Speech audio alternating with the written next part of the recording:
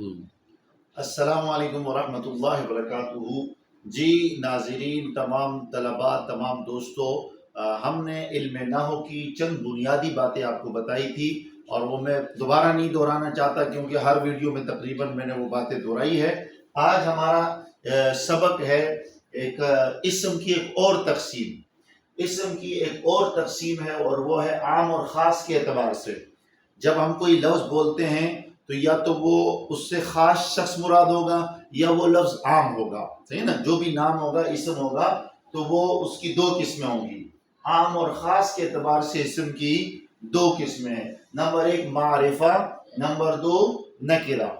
معرفہ کہتے ہیں خاص کو، اب وہ خاص کسی بندے کا نام ہو یا خاص کسی جگہ کا نام ہو، صحیح نا؟ یا اس سے کوئی خاص چیز مراد ہو، تو کوئی خاص چیز مراد ہو، کوئی خاص جگہ مراد ہو، یا کوئی خاص بندہ مراد ہو، تو وہ کہلائے گا معرفہ۔ اور نکرہ وہ لفظ ہے جس سے عام مراد ہو، یعنی کوئی معین اور کوئی خاص بندہ یا خاص جگہ یا خاص چیز مراد نہ ہو، ایسے اسم کو کہتے ہیں نکرہ۔ تو یہ دو چیزیں آپ نے یاد رکھنی ہے، معرفہ اور نکرہ۔ تو اب آپ کو پہچان کیسے ہوگی کہ یہ لفظ جو ہے یہ معرفہ ہے یا نکرہ ہے؟ تو آپ نے اس کے لیے یہ دو چیزیں یاد رکھنی ہے۔ ویسے تو اس کی 7 قسمیں بنتی ہیں، وہ پھر لمبی ہو جائیں گی، اس لیے دو ہی چیزیں یاد رکھیں۔ نمبر ایک، وہ لفظ، عربی کا وہ لفظ جس کے شروع میں الف لام ال لگا ہوا ہو، حمزہ لام زبر ال۔ اگر کوئی بھی عربی کا لفظ آپ کے سامنے ہے جس کے شروع میں ال لگا ہوا ہے تو سمجھ جاؤ کہ وہ معرفہ ہے، یعنی اس سے مراد خاص ہے۔ جیسے دیکھو الحمد للہ، الحمد، تو حمد کے اوپر الف لام لگا ہوا ہے، لہذا الحمد سے مراد خاص تعریف ہے نا؟ تو یہ الف لام ہو گیا۔ جب الف لام آئے گا تو اس سے ہمیں پتہ لگ جائے گا کہ یہ معرفہ ہے۔ دوسرے نمبر پر کسی خاص جگہ کا نام ہو تو وہ بھی معرفہ ہوگا، جیسے پاکستان، کراچی، لاہور، اسلام آباد، سعودیہ، دبئی، یہ جو دیکھو نا خاص جگہوں کے نام ہے، تو یہ بھی معرفہ ہے، یہ بھی خاص ہے۔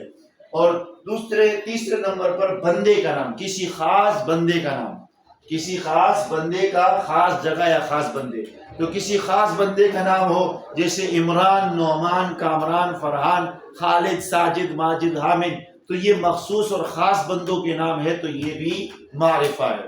اب اس کے علاوہ جو نام ہوں گے تو آپ یہ ذہن بنا لیں کہ وہ نکرہ ہوں گے۔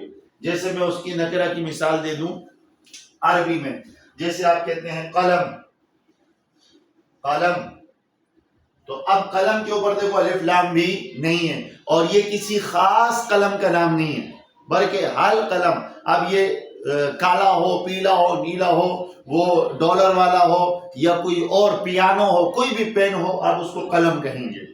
کتاب، کتاب بھی نکرہ ہے، کوئی بھی کتاب ہو آپ اس کو کتاب کہیں گے۔ مسجد، کوئی بھی مسجد ہو تو وہ آپ اس کو مسجد ہی کہیں گے، لہٰذا یہ ہو جائے گا نکرہ۔ تو عربی میں قلم، کتاب، اسی طرح مسجد، اب یہ کیا ہے؟ یہ معرفہ ہے یا نکرہ ہے؟ تو ذہن بنا لیں کہ چونکہ اس میں ہم نے دیکھا الف لام نہیں ہے، اور پھر یہ خاص جگہ کا بھی نام نہیں ہے، خاص بندے کا بھی نام نہیں ہے۔ مسجد، مسجد نام ہے لیکن خاص مسجد، دیکھو مسجد ہے سجدہ کرنے کی جگہ، اب سجدہ کرنے کی جگہ وہ نورانی مسجد بھی ہو سکتی ہے، اور وہ غوثیہ مسجد بھی ہو سکتی ہے، وہ رضا مصطفیٰ مسجد بھی ہو سکتی ہے، وہ مسجد نبوی بھی ہو سکتی ہے۔ تو دیکھو اب یہ ہر مسجد کے اوپر یہ لفظ بولا جا رہا ہے، تو یہ کیا ہو جائے گا؟ عام ہو جائے گا۔ تو جو لفظ عام ہو، جو اسم عام ہو، وہ کہلاتا ہے نکرہ۔ تو یہ ہو گئی اسم کی ایک اور تقسیم۔ تو اس مرتبہ اب میں دوبارہ، اگر آپ سننا چاہتے ہیں تو اس کو سنیں تاکہ دوبارہ وہ آپ کا سبق دہرایا جائے۔ پہلے نمبر پر اسم کی ہم نے تعریف کی تھی کہ اسم کہتے ہیں وہ کلمہ یا وہ لفظ جو اپنا معنی بتانے میں دوسرے کا محتاج نہیں ہوتا، جیسے ہی وہ لفظ بولا جاتا ہے تو اس سے اس کا معنی سمجھ میں آتا ہے، اس کے ساتھ زمانہ کوئی سمجھ نہیں آتا۔ جیسے یہ مثالیں، یہ ساری اسم کی مثالیں ہوگی۔ پھر ہم نے کہا اسم کی 2 قسمیں ہیں، اب وہ کس اعتبار سے ہے؟ جنس کے اعتبار سے، مذکر اور مؤنث۔ پھر ہم نے کہا اس کی ایک اور تقسیم ہے وہ تعداد کے اعتبار سے، کبھی اسم واحد ہوگا، کبھی ایک کے لیے بولا جائے گا تو وہ واحد، دو کے لیے بولا جائے تثنیہ، دو سے زیادہ کے لیے بولا جائے تو وہ جمع۔ یہ دو تقسیمیں ہو گئی، پہلی جنس کے اعتبار سے، دوسری تعداد کے اعتبار سے۔